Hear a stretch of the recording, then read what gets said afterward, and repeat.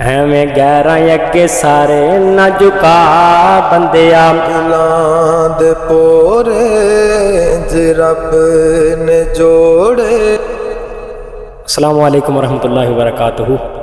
नाजरीन, जिस तरह का तुम देख रहे हो कि बुलबुल तरन्नम कारियुल कुरान शहर तौहीद सुन्नत कारी एजाज़ुर रहमान मुहम्मदी हाफिज़हुल्लाह ताला, इन्हां दे पिछे अजे खुतबा जुमातुल मुबारक पढ़िया, सुन के बड़ा सरूर आया, बल्कि सुकून आया। तो इन्हां दा लिखिया होया कलाम मैं ते कारी साहब मिल के एक इशार पढ़न लगे।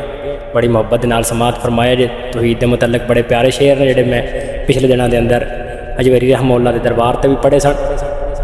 एक रब कोलों मंगे ओदे कोलों कादी संग, एवें गैरां अगे सारे ना झुका बंदिया। तेरी गल बन जानी तैनूं लग जाने रंग, एक वारी ओदे दारे उत्ते आ बंदिया। मेरी बारी।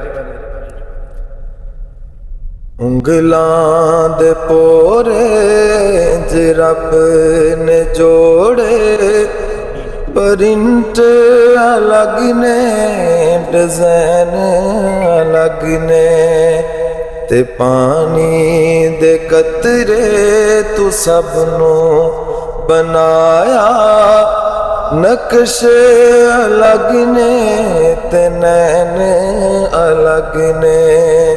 ਛੱਡ ਸ਼ਿਰਕ ਦੀ ਝਰੀ ਸਾਰੀ ਆਉਂਦੀ ਕਾਰਾਗਰੀ, ਆਉਂਦੇ ਜੇ ਕਾਰੀਗਰ ਕੋਈ ਵਖਾ ਬੰਦਿਆ।